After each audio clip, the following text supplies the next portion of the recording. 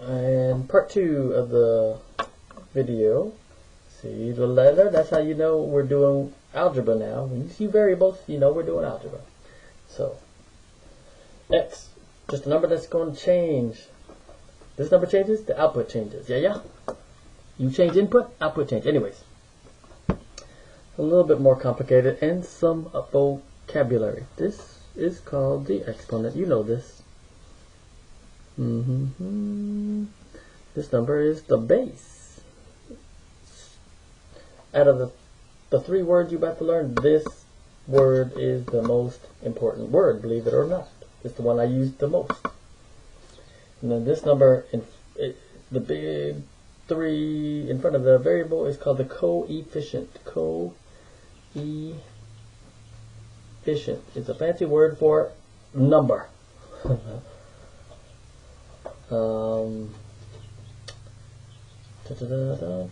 Now, here's what's important to note. Only, I'm going to capitalize this too.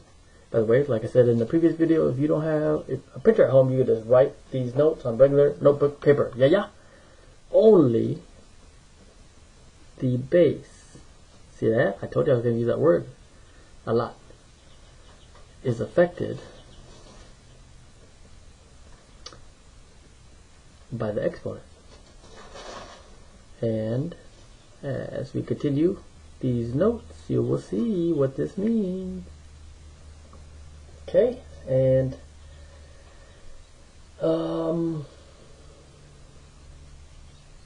yeah, so let me remember, variables just represent some number. In this case, we don't know what number, so I'm going to make it up so it makes more sense to you. 3 times x squared. Let's say, for example, that x is 7. 3, what in the world is that nonsense? Times 7 squared. That's how you would write it with an actual, if you actually know what x is. Yeah, if we tell you what x is. Okay, and moving on. This one is 4 times 5 cubed. The base is the 5. The 4 is like the coefficient, and of course the 3 is the exponent. So the way you write it in expanded form is 4. In the previous video I said we're always going to use, I want to use a dot. My instinct is to use a dot because it's so much faster. But in the previous video I said we're going to use parentheses all the time until you understand. Voila. Let me take a look. Recap. So the exponent is 3. There should be 3 sets of parentheses. The base is 5. Inside those parentheses is the 5. Only the 5. Okay? It does not say evaluate, but if it did say evaluate, the answer would be 250. Yeah. Oh, look at here. This is totally different. There are parentheses, and you learned earlier this year how powerful parentheses can be. It totally changes things. How much does it change things? We'll see. So in this situation, because both the 4 and the 5 are inside the parentheses, the 4 and the 5 are considered the base. So again, the exponent is 3. You need 3 sets of parentheses. Inside each parentheses is the base, whatever the base happens to be. In this case, the base is 4 times 5. So I'm going to write 4 times 5 inside of each set of parentheses. Watch how much of a difference parentheses can make in a problem. That's like 20 times 20, which is 400, times another 20, which is 8,000. A huge difference.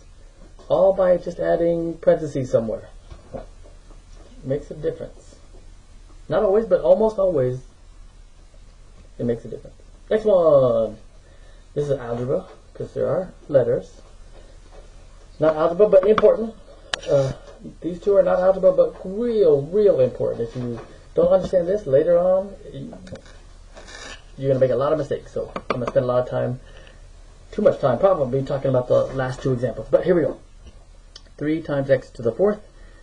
In this situation, the base is the x. The 3 is the coefficient. I need 4 sets of parentheses.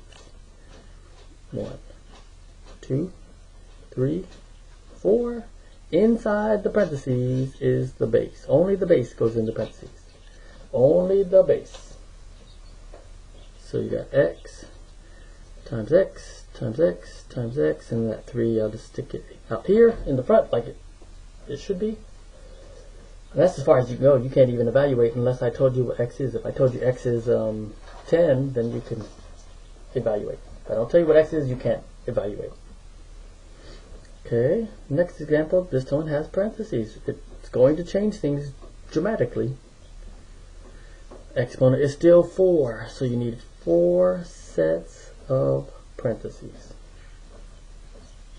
Okay, inside the parentheses is the base. So in this situation, because the 3 and the x are both inside of the parentheses, 3x is considered the base. So you have to write 3x times 3x times 3x times 3x. Totally different.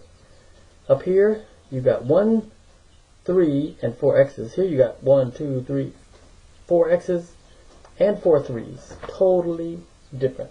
Yeah. Next one, I'm going to come back to this one. This one, I'd say 99% of students will mess this up. Okay? If I say, do this on your calculator, -3 squared. First of all, you shouldn't need your calculator to do it. You should know what the answer is. But if I say do -3 on your calculator, that is how you do it, not like that. Let me explain why.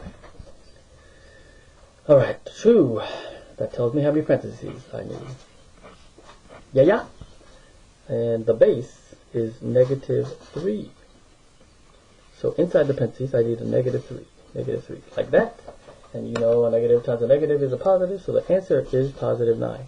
If I ask you what is -3 squared, the only correct answer to that question is 9. However, students will do this on their calculator, and this is wrong. They will go -3 squared, like that. And the calculator, of course, will say that, and kids will write that on their paper, and we have to mark it wrong because it is not the answer it's the correct answer to the wrong question. That is not the question we were asking you. Let me show you what I'm talking about. So this one has parentheses, no parentheses. And this situation, only that 3 is considered the base, not that negative sign. So still you need 2 sets of parentheses, like that. Inside the parentheses is the base, only the base, so only the 3. Yeah. And then that negative I'm going to put out in front. Kind of like this example right here. Yeah. See how the 3 I just put out in front? See that negative? I just put it out in the front. And that is why when you enter this on your calculator, it says that. This is all correct.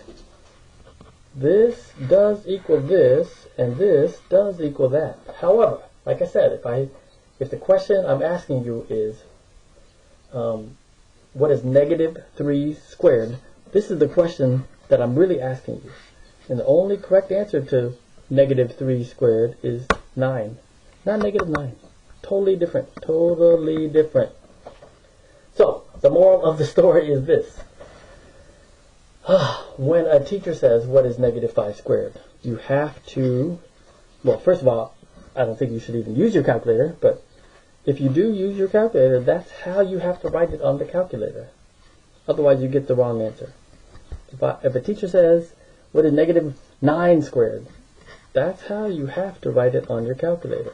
Otherwise, you get the wrong answer to the question that we're asking you. Next year in geometry, you're going to do Pythagorean theorem. A squared plus b squared equals c squared. And if the a or the b happens to be negative and you don't use parentheses, you're going to get a lot of problems wrong. So, moral of the story. If the base is negative, you must put it in parentheses. Yeah? Okay. So, there are 20 problems. Make sure you follow directions. Oh, by the way, I should explain one verb. If you see this word, condense, it means to go backwards. Like, if I have C, C, D, D, D, the condensed version of that is C squared D times D cubed. There you go. Now you're ready.